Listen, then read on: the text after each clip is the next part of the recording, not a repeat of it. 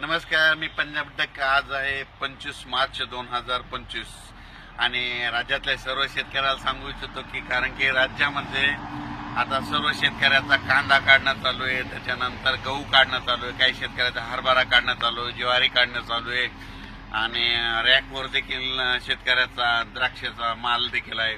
म्हणून राज्यातल्या शेतकऱ्याला खास करून अंदाज देणार आहे. ज्यांचा कांदा काढणी चालू असेल तर तुम्ही काय करा, 31 मार्च पर्यंत तुम्ही तुमचा कांदा काढून घ्या. कारण की राज्यामध्ये 31 मार्च पासून ते जवळपास 7 एप्रिल पर्यंत म्हणजे जवळपास 7 दिवस राज्यात मध्ये अवकाळी पावसाची शक्यता आहे. म्हणून हा अंदाज लक्षात यायचा.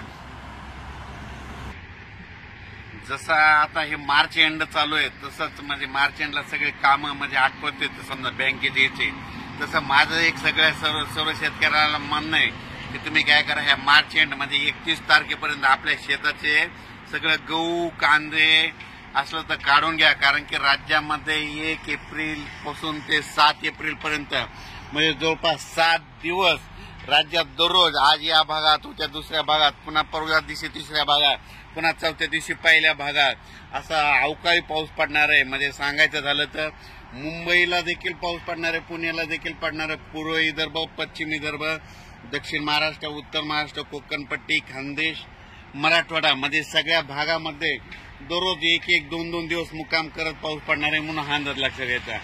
जास्त सांगायचं झालं तर कोकणपट्टीकडे जरा जास्त पाऊस पडणार आहे आणि गारपिटीची देखील शक्यता आहे. पश्चिम महाराष्ट्रात देखील पाऊस पडणार आहे, गारपिटीची देखील शक्यता आहे. म्हणून हा अंदाज लक्षात घ्यायचा.